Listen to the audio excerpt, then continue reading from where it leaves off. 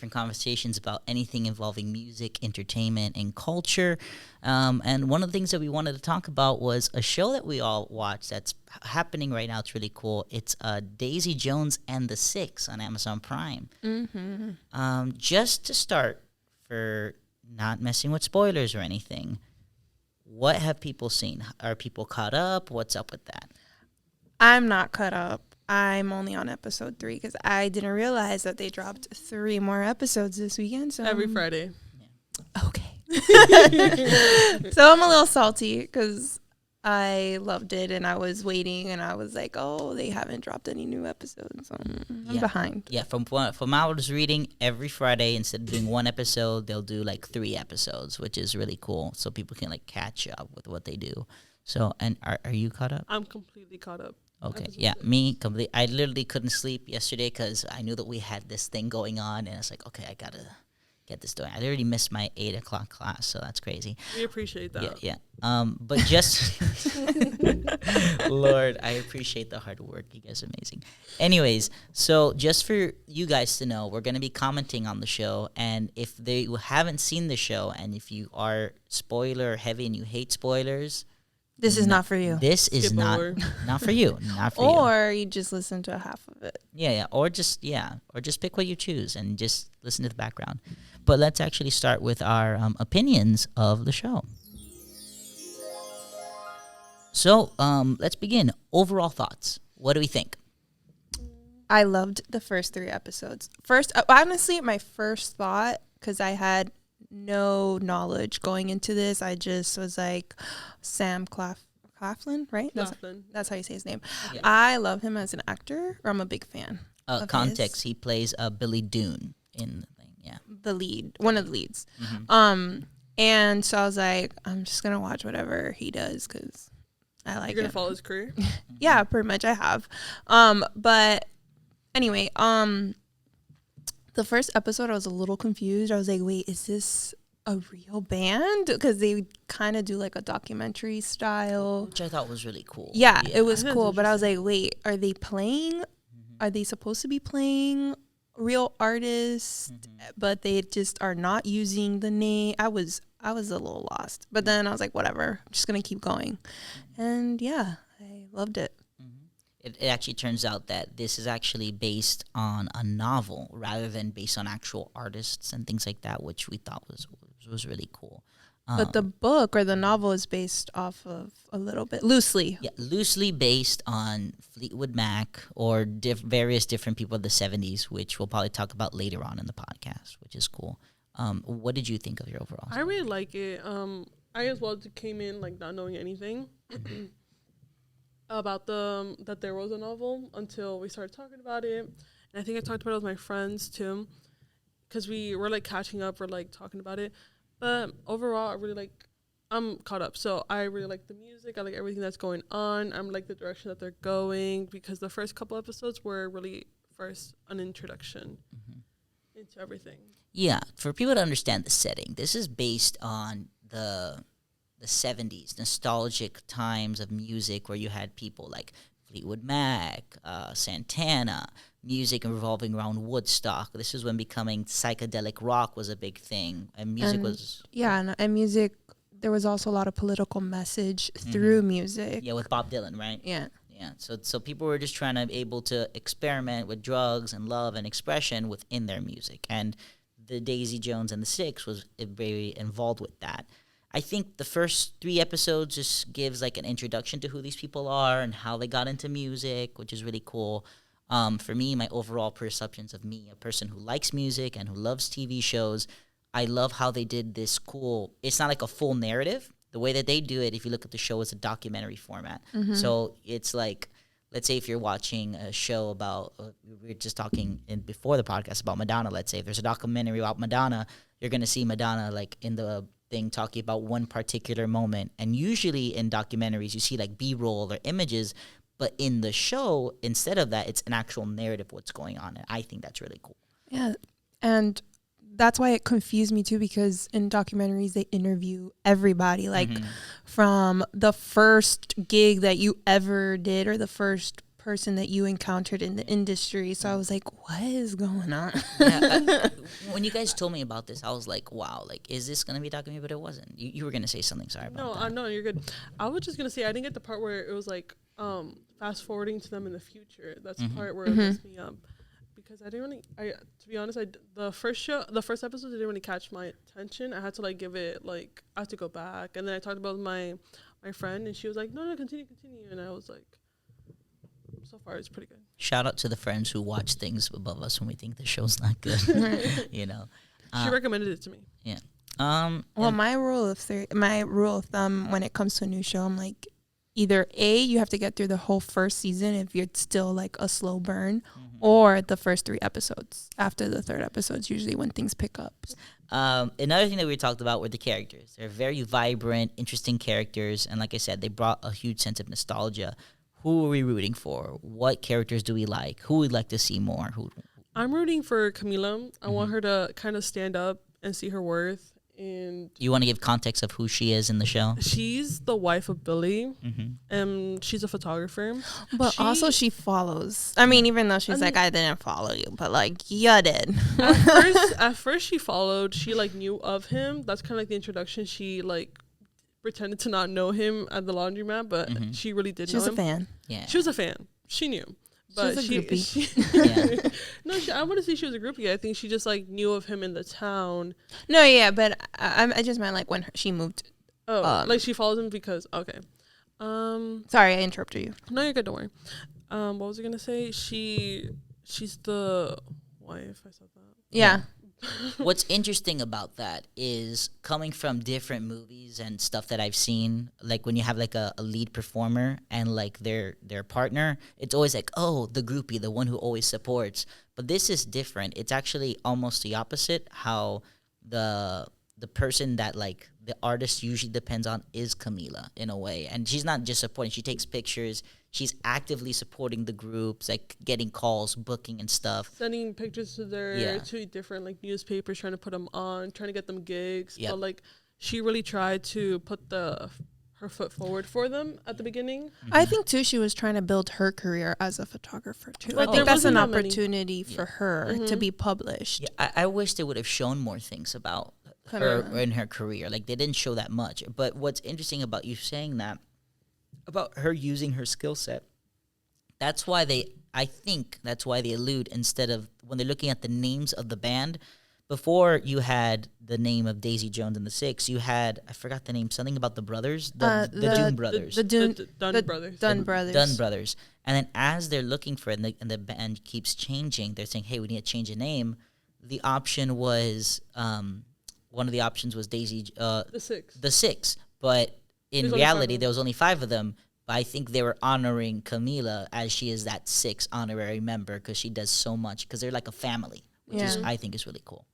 Yeah. But she after you watch the 3rd episode, she really takes a step back. Yeah. Like, she becomes a mother first. Yeah, literally, because she gets pregnant. But I think too, like at least for me, because I've only seen to episode 3. I think that's when she really becomes herself or becomes into her own, and motherhood tends to do that for people. And I think too, being Latina too, in knowing that her parents struggled, and I mean obviously that's not really in the story, but like her dad, they're low middle class. If you look at the show, so I think she really in episode 3 gains some power and stands her ground, and it's like, listen, you gotta get your shit together. For context, for people who see it, there's he's going through an emotional struggle, Billy Dune, where he's trying to figure out what he can do with his life because overdoses, things like that. And then as before she gets pregnant, she says, hey, you better focus. You have to focus on us as a family, because if not, this is going to be over. So she takes that assertive role, and that's why I think it's very Latino. Exactly. Not only because of representation, but it shows, because usually the groupies does what? Oh, I will love your music, I'll care about you, whatever. But she's like, no, it's like you have to focus on me and the priorities of the family. She's also not afraid to lose him. Yeah. Like, and I think that's the difference, because most groupies would be like, oh my God, but no, like, I want you to be with me. And like, you're part of my identity. And she's like, no. Yeah, no. I never thought of her as a groupie. I thought like I never thought of it as well. Like, and that's why I saw it different. Because if you see the example of when Daisy Jones was younger, she was that little groupie, like meeting an artist one time, and then I think it's alluded that she sleeps with this artist or has something with this artist, and she regrets that completely. No, I what was it? don't. I don't. I no. Right? I think she was a huge fan of music. She's a young teenager, and Yeah, she was going to the bars, Mm-hmm. and that's Whiskey and the Go-Go on Sunset Boulevard. It's an actual place? Yes. Okay. And the coolest like band, like rock and roll, like legends have played there, and especially in that time era. So Mm-hmm. her going there and sneaking behind her parents' back, she wasn't really going.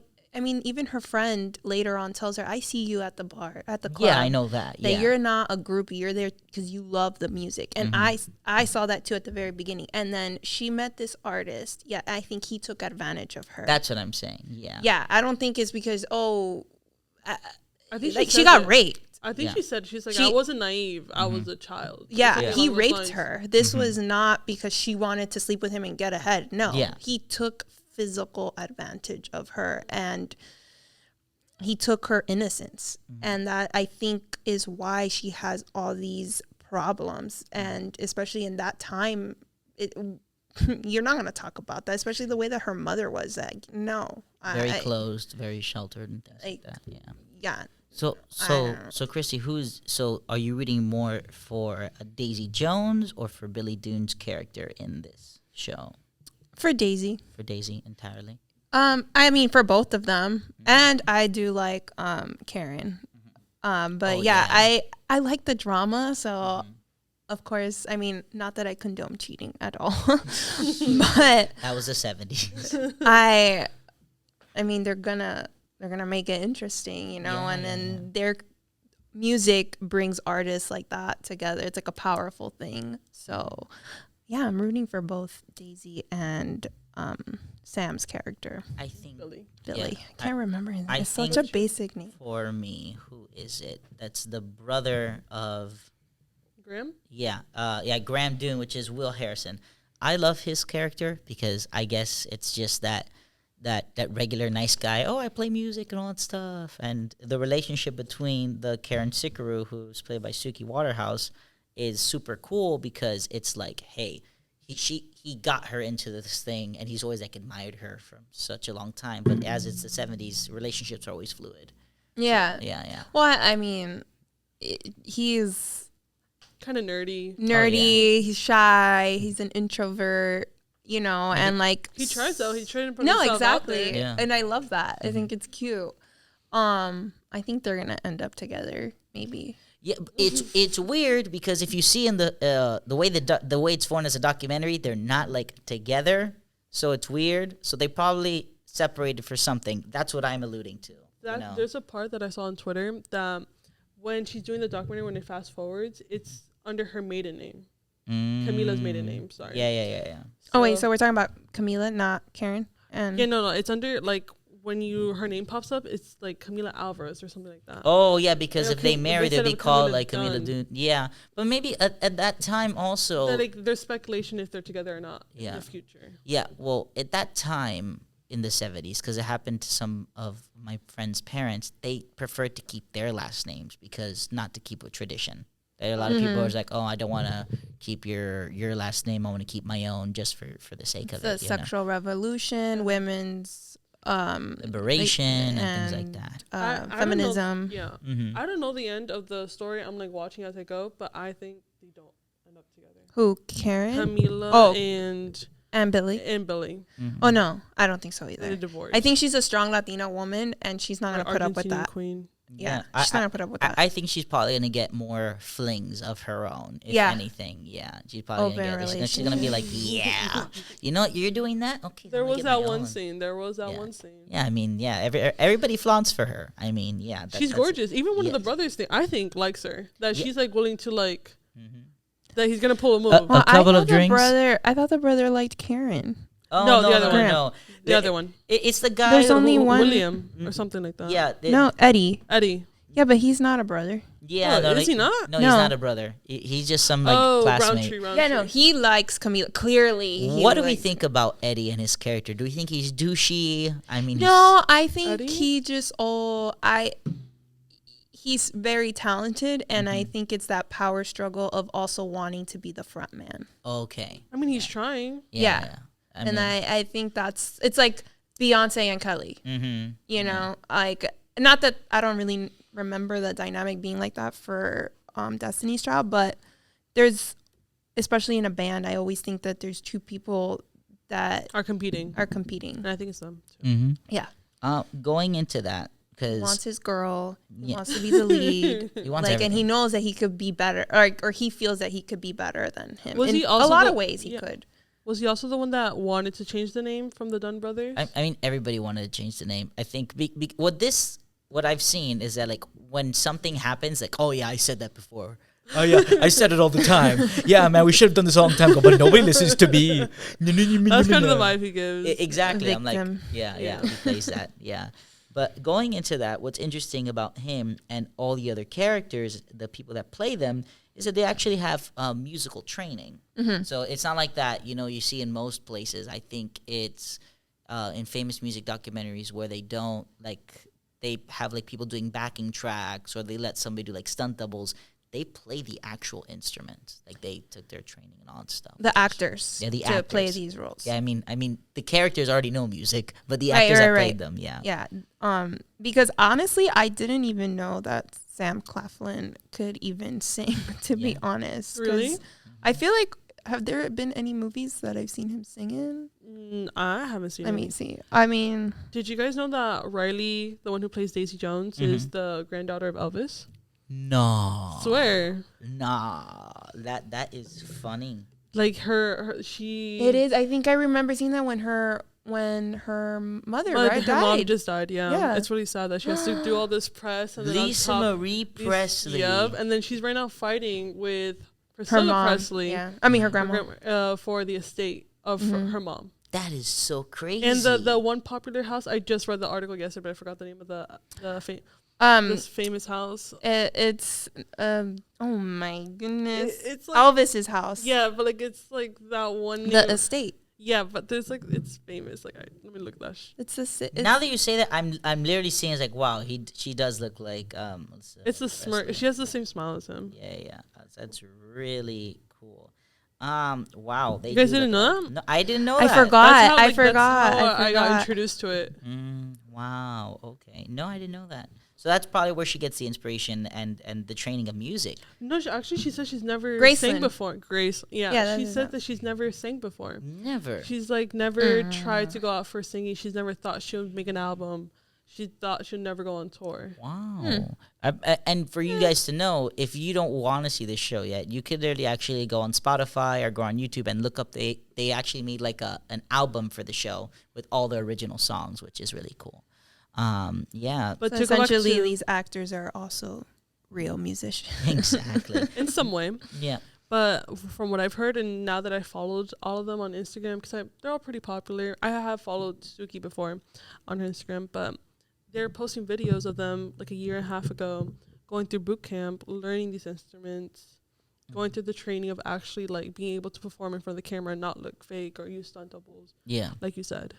Yeah, I was actually reading an article on that. I think it was from either from the BBC or something like that, where the people who play Will Harrison Graham Dune, he always played guitar, but it's like when you learn as a kid and then you just stop doing that. And the guy who plays Eddie Roundtree, Josh Whitehouse, he played guitar but didn't play bass, which is cool because in the show, he's like, I've always played guitar. And I was like, oh, yeah, we lost our bass man. You're going to be our bass man. It's like, oh, shit. It's like, okay, let's do that.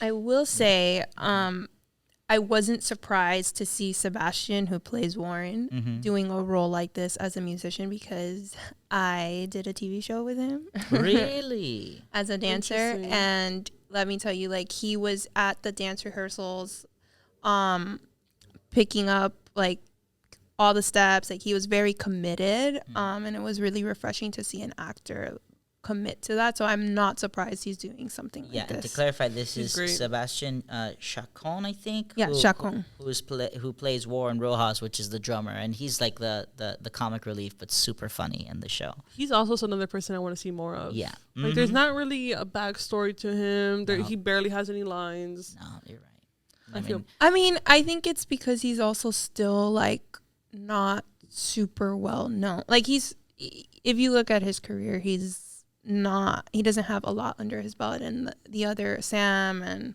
Elvis Presley's granddaughter, like, they have bigger names. Yeah. And so does Suki. Like, they're bigger Also, actresses. Suki doesn't have that many scenes. Like, me and my friend were talking about it. Like, we want to see more of Karen, Suki's character. Yeah. I think it's coming. I think all of them are going to have, all 7 of these characters are going to have probably a few episodes dedicated to them. I think they're just trying to get the audience in. The top 3. Yeah, I think The love triangle going. Oh my gosh, yes, and that'll actually be one of the questions, because we were going to talk about the main differences from the book, but one of our co-hosts, Luis, who actually read the book, is not here. Rest in peace, Luis. I'm just You didn't kidding. die. I didn't die. I mean, yeah, we'll see you there. But one of the things that we actually have the connection is there's a lot of themes and points of the group where it talks about with Fleetwood Mac, a very conscientious group of the 70s. And if you see some of their songs, the way that they're dressed and the tonality of their music, it's exactly like Fleetwood Mac. Or the drama, too, between the... but with the main Billy. characters. With the main characters Like of Daisy blanking. Jones, of Billy Doon. Yeah, there's actual song from this show. I think it's called Silver Nail. And in real life, Fleetwood Mac has a song called Silver Springs. And also, if you see within most of their songs, it connects with the blend too. And it going to the relationship stuff. Context, Fleetwood Mac had their lead singers having a on and off again relationship. And they wrote most of the music. And you can see the tensions of their friendship and relationship as a band through their music, which is really cool.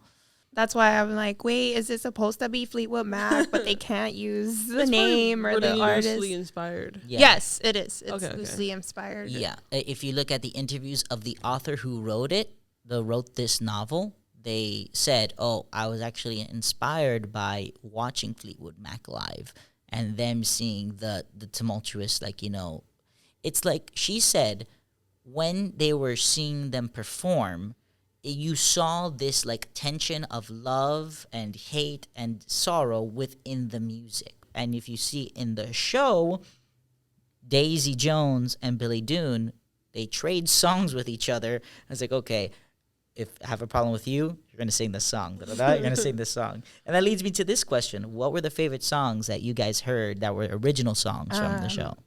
My favorite is Look at Us Now, which is also known as Honeycomb. Yeah. But Daisy ended up rewriting or rewrote some parts, and that's why it's in. Yeah, I think the original song was called Honeycomb, which was written by Billy Doon, coming out of his sobriety and writing something for his wife, being hopeful. And then I forgot the name of the producer. What was the name of the producer? Teddy. Teddy Price. Thank you, Teddy Price.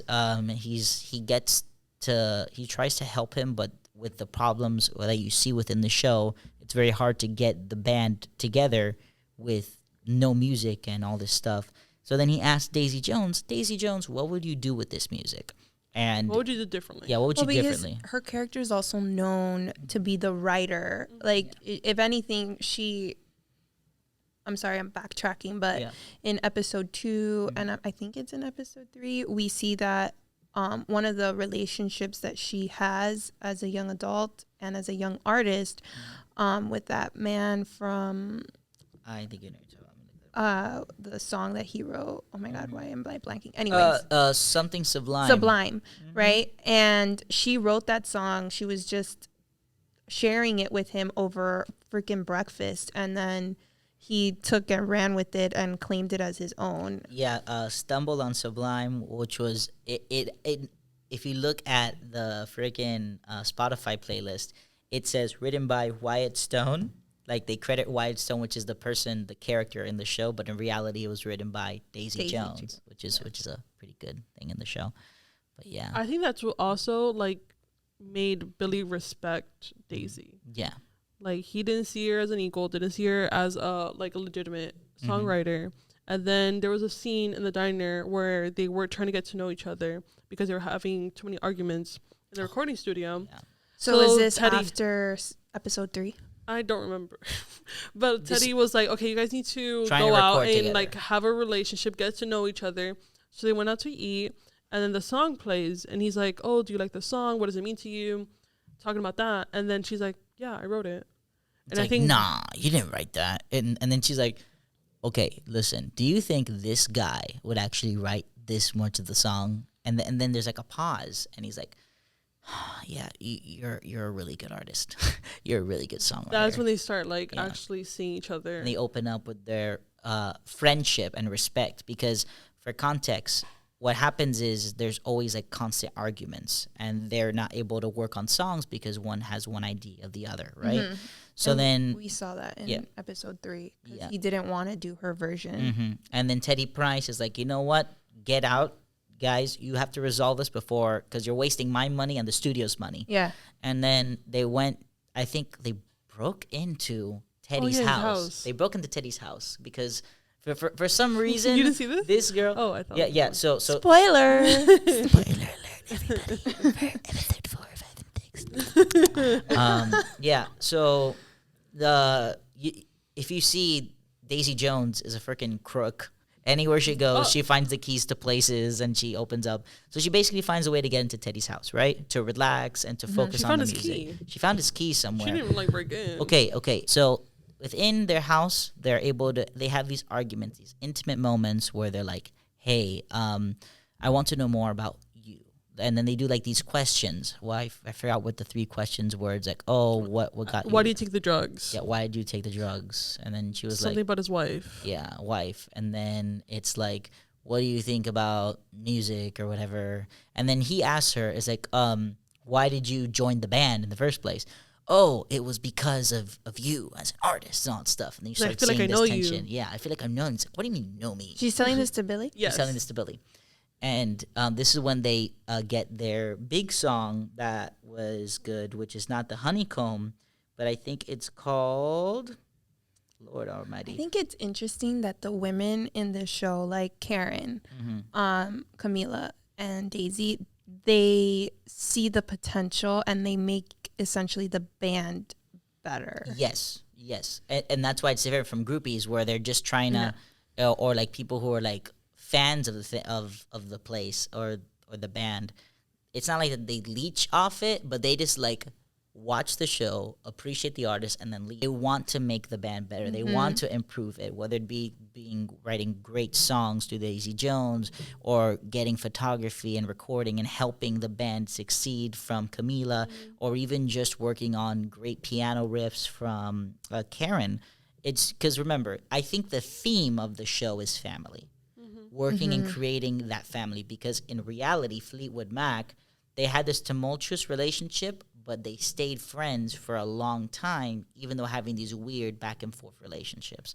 So that's what you're seeing in this show. You're seeing the essence of family, even though it's not like the traditional family, because you had Billy June's dad abandoning him at a young age, or Daisy Jones' mother being like Abusive. Completely abusive, like mentally and physically towards them. They took the concept like, oh, I don't want to be a parent like that. I want to have a good family, and that's what they put together. Well, that's what they're trying. Yeah. They're trying. But I think I think too, it's showing how the power of music, art, creating still doesn't matter how much you hate that person at the moment.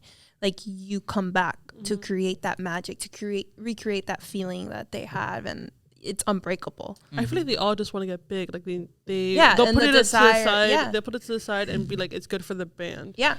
And playing off what you said, I wish they showed more scenes. Well, I know you haven't got into it, of like Karen writing, Mhm. them riffing, them Yeah. playing with the guitar. But I think it's too focused. I know they're the main characters, but on Daisy, on Billy, Mhm. Well, I think of them writing. this is just me. Okay, so let's talk about what we think about the future episodes. What's gonna happen? or seasons. Yeah, our seasons. Yeah. I think it's kind of going to be like Bridgerton. What I'm saying is that I think for Daisy Jones and the Six, I think they're going to focus first on the love triangle and the three main, and then season 2 is going to kind of maybe show the dynamic between the other bandmates. Like they might focus on Karen, they might focus okay. on. Oh, I hope. I think that's what's going to happen. That's my prediction. I'm not sure, but I think that's what they're going to do. That's interesting. I didn't think about it. I didn't think too far ahead on that, but I would like That's that the concept. way that it looks to me how you? they're setting it up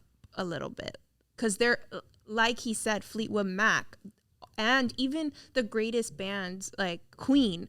You know, yes, Freddie Mercury was the face of Queen and like the lead man, but like all the other bandmates also have stories. a story. They were essential to the band. These are all characters that are essential to making Daisy Jones and the Sixth Grade. Well, so. you know, like the whole the fast forward part is them breaking up, them telling their perspectives and their story. Yeah. I think Right, but I think they're gonna come back around to it. Like I wouldn't be they're surprised. gonna be old. Yeah. No, I wouldn't be surprised if the other guy that wants to be the front runner. Josh Whitehouse, Eddie Roundtree. Yeah, I think we're Good one. gonna get I think something's gonna happen with Camila, or it I could hope be a break. Because I didn't one point Fleetwood Mac kind of almost like break up. So here's what I was gonna go with. Going to the history, right? There is a time where Fleetwood Mac, they were having this tumultuous, like they started from the 70s. They're out going into the 80s and the 90s. They had times where people were leaving and splitting up and all that. Then I think they had these big documentaries because they were coming back again, like up to 2018. So what I'm thinking of is all these little documentaries, like Fleetwood Mac's and all this other stuff, is leading up to a big like reunion tour or a coming back together thing. Maybe. Yeah. So if you didn't make that idea, writers of Daisy Jones and the Six, credit me. Elijah Piscana. Vibe, Can we get credit? Yeah, Yeah, but yeah. then that would make sense of the idea that I'm saying, because then we would see what they did after they broke up, each of the characters, what they have been up that's to, and then Yeah. them trying to get them back together. Yeah, That's interesting. because that's why I'm thinking of the reason of the documentary, because I was literally looking up the history of all these things, and the documentaries look exactly the same. And what they're all doing, they're leading up to them now doing this big tour, working Or together. maybe it and was all a horrible stuff. breakup. Yeah. And they just like never get back together, but they want to share their side of the story. Yeah. Well, Unlike maybe they're throwing blame on each other. Like they broke up. This person broke up the band because of this reason. yeah, or it's like because a lot of them didn't want to say anything in these little documentaries or these interviews. No, Miss Daisy is spilling. Yeah. She's the only one willing to spill. And then Billy's like, "Oh, she said that." Yeah, I remember in the beginning where it's like, also shout out to the journalist of the Rolling Stone who's always like getting into the wrong situations. He's like, okay, so this guy said this, so what do you think about that? The little journalist character, which you probably see later. It's interesting what he does. Yeah, he just comes in and it's like, oh, He tries to fuck shit up. yeah. He sees like He's doing his job as a journalist. Well- he wants to know Yeah, he their reaction. What is the other person? He's questioning if they're together or not. Right? Daisy. I keep saying Riley, but that's the actress name. Billy and Daisy. He's like, "Are you guys together? Because you guys kind of look together." Well, okay, let's think about in real life, right? I mean, I haven't seen up to that point, but you'll have reporters or hosts on the red carpet and be like, "Oh, what about this rumor that we're hearing that Trying you to guys instigate. trying to find out what the tea is? You know, are these rumors true? Are they false?" And that's kind of his job. So Yeah. I think we had a professor who does digital media here, who actually was a reporter for the Rolling Stones, who actually looked at all the music. I forgot his name. cool. It's not Reisner. It's someone else.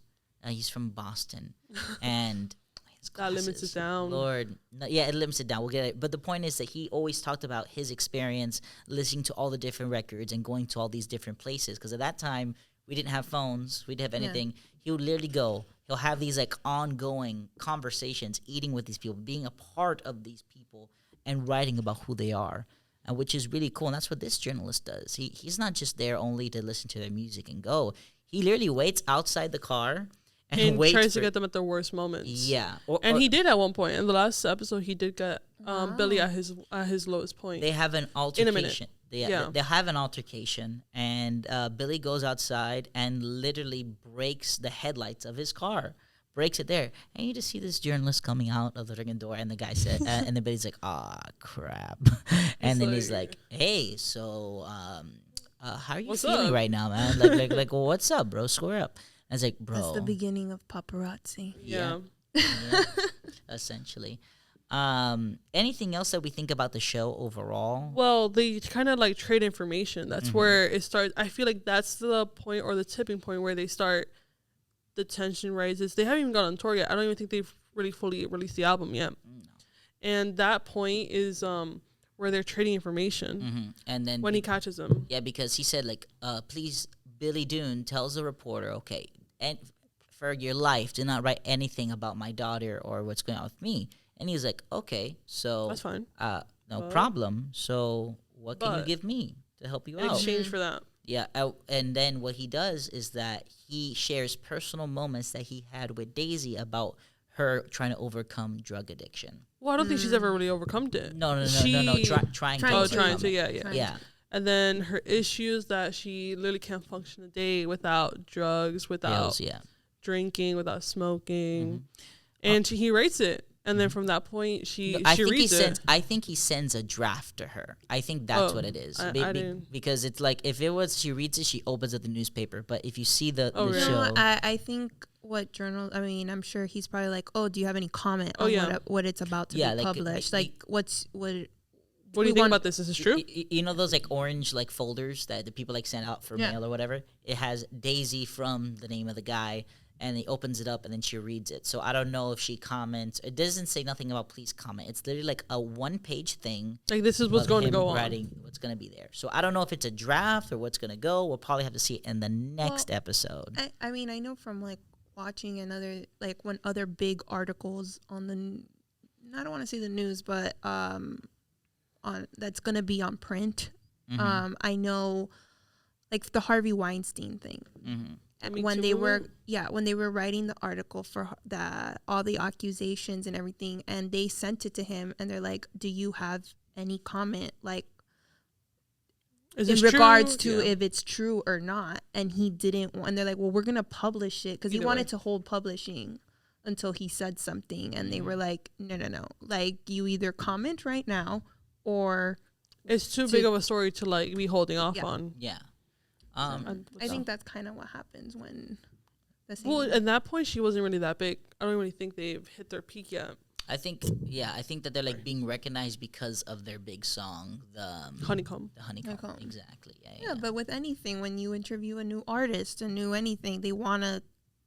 That little piece of nugget that she has a problem creates negative. It Attention? creates attention, whether it's negative, like in publicity, like good publicity, bad publicity, any type of publicity is good. So any kind of traction is still gonna generate. But she can't deal with it. She doesn't know how to function. She doesn't have anybody to talk to. So from that moment, she just runs off. She runs off. Right. I mean, Yeah. I don't know. I haven't seen that. So- but I'm just saying so- what so for the context- reporter. Yeah. So for context, she sees that and then she just escapes. And right now, you're seeing her in an island in Greece. But here's the final question that we Living just her sum best up. life. Yeah, living her best life. Hopefully, we got to see till episode So it 6 was next week. FU to 7. Yeah, there it Billy. is, episode 7. Yeah.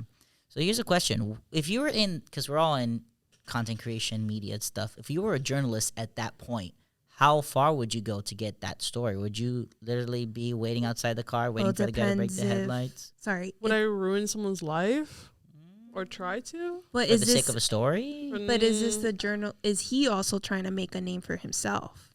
Yeah. Okay. He's like waiting outside her hotel. No. But I mean, he writes for the Rolling Stone, but is he a new journalist? I forgot. I think it's in episode 2 or episode. Doesn't Teddy 4. introduce them? Yeah, like he said that he was trying to get a reporter from that, and then you get like a little bleep from him Because in the first episode, you actually see this guy talking in the documentary like version, where he's like, right. So maybe since the documentary takes place in the future, he's already an established, Writer. well-known reporter. because of that moment. Because of that moment. That's what So happened. Yeah. I think if we're going back and he was reporting on them as new artists, he too must have been a new, trying to make a mark on Trying to make a in name his for himself. career. Yeah. So I think he's gonna be like, well, it's not my life. Like, I don't care. I'm just trying to make a career out of, put my name out there. So this is some juicy information that I have. So he's probably, he would have. I would do it, but I would have like a bad conscience. Yeah. Like I would also detail some good things that they done, put their music out, trying to help them out, even though it doesn't really make sense. Yeah. But I would rather do that than live with a bad conscience. Yeah. What I would if do, I was a reporter. Yeah. What I would do is, if in that moment where he sends the mail of that thing, I would call him, say, hey, is there anything that you feel that is uncomfortable for you to talk about and all that? Because this is what I found out. I want to understand you. And then from there, work on the story. Because in the end, why would I want to end a person's story or end their things because of because of just more attention, right? Well, he's trying to make a name for himself. He's trying to make a name for himself. He doesn't care. Like, he doesn't know this girl. Maybe he does. Maybe he doesn't. Or maybe it's her brother. He knows that this is gonna change his career. Yeah. You see that they're up and coming. It's gonna put him on the map. So I don't know. I mean, would you be willing?